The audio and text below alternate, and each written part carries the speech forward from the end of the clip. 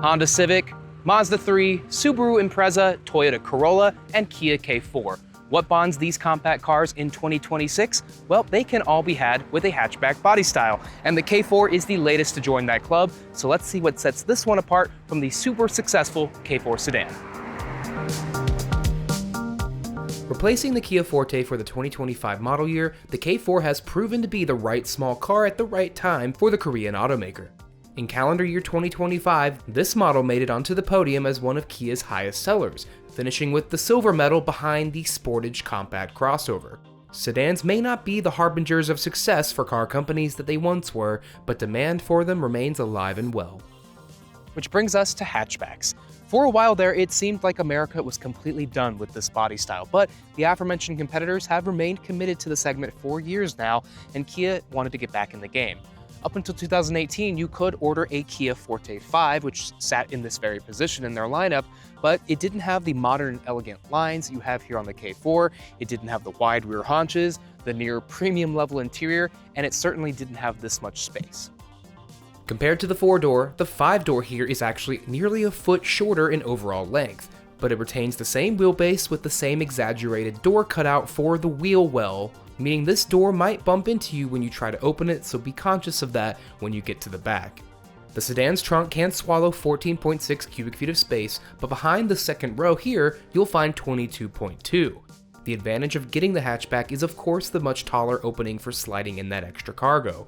When you fold down the 60-40 split second row, you'll have 59.3 total cubes to work with.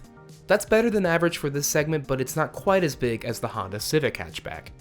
Front seat comfort is identical to the sedan, with plenty of headroom and legroom for me at 5'9", and power adjustable lumbar support for the driver. Even on this fully loaded trim with the technology package, the passenger seat is only manually adjustable. Kia claims class-leading rear headroom and legroom, and I definitely feel very comfortable back here. Thanks to the boxier profile than the rest of its competitors, the K4 hatch leaves me and my 6-foot-tall colleague Alan enough room that even he can lean his head up against the headrest without touching the ceiling. Alan called the rear legroom accommodating, but certainly not lounge-worthy. I'd like to see map pockets on the back of both seats, but one is still better than none. The Kia K4 hatchback shares a jam-packed features list with its sedan counterpart, including a robust suite of active safety features as standard equipment, an excellent infotainment system with available branded theming, and conveniences you will not find on any other vehicle in this class. For example, Kia's latest infotainment system with its standard 12.3-inch touchscreen can now be dressed with icon packs and colorways that align with various major media franchises, including Marvel, Pixar, National Geographic, the NBA, and more. You have to pay for them and download them through the Kia Connect store, as well as digital add-ons like the YouTube app for watching Kelley Blue Book videos while parked. There's also the AI voice assistant we also found on the sedan when configured with the GT Line Premium package. The driver's seat can be heated, ventilated, and equipped with 2-person memory settings, while the optional heated steering wheel also has 2 levels. The available wide-type sunroof is the closest thing in this segment to a full panoramic moonroof, and this one has a fancy power sliding sunshade. The GT Line Turbo I'm in also comes with acoustic laminated front glass and sound-absorbing tires for a quieter ride. Rear seats receive airflow from the dual-zone automatic climate control, but again only on this top trim. The most expensive K4 hatchback, the GT Line Turbo with the Turbo Technology package, adds things like the 360-degree surround view camera system, multicolor ambient lighting, the blind spot camera system, and Digital Key 2.0, aka Phone as Key. You're probably already familiar with this GT Line's white and black interior combination, but like the sedan, there's also a sportier red and black color scheme available with certain exterior paints for a small fee that varies depending on whether or not you go with the turbo engine. The Kia K4 hatchback uses the same 2 engine choices as its sedan counterpart, including a 2-liter naturally aspirated 4-cylinder engine, making 147 horsepower and 132 pound-feet of torque, or in this GT Line Turbo trim, an exclusive 1.6-liter turbocharged 4-cylinder engine, making 190 horsepower and 195 pound-feet of torque. Getting the K4 hatchback out on the road feels very familiar if you've driven the sedan. This has the same exact wheelbase, it rides on the same sized wheels, the same tires, but we have 11 inches shorter of an overall length. So it does feel a little bit more fun to drive in the tighter curves of something like Angeles Crest Highway or any of your typical back roads. But this actually weighs a little bit more than the sedan, which surprised me a little bit due to that smaller footprint, but it's because we have extra structure up there in the back that creates the hatchback shape. So with that tiny bit of extra weight, it doesn't really make much of a difference. This still is a pretty light feeling vehicle. However, do not mistake this for a hot hatch or a performance vehicle. This is still a GT line, and it is not tuned to be, thrown into curves with all 9 or 10 tenths of the total performance or output you're looking for. So if you don't push this car too hard in the corners, because you will find there's some understeer, there's a little bit of body roll here and there. It's just not going to be as sporty as something like even the Honda Civic.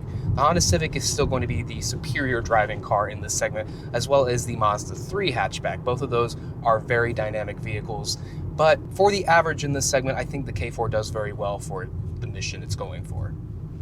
When you're using highway ramps like this to get up to speed very quickly, yes, this turbo engine is much more appreciated than the base engine with its IVT, which is a chain-driven CVT. I do wish we had maybe a little bit over 200 horsepower. The previous generation of this car, the Forte GT, actually had 200 horsepower, and it did feel a little bit quicker to me compared to this car. The only thing that really holds it back is the transmission.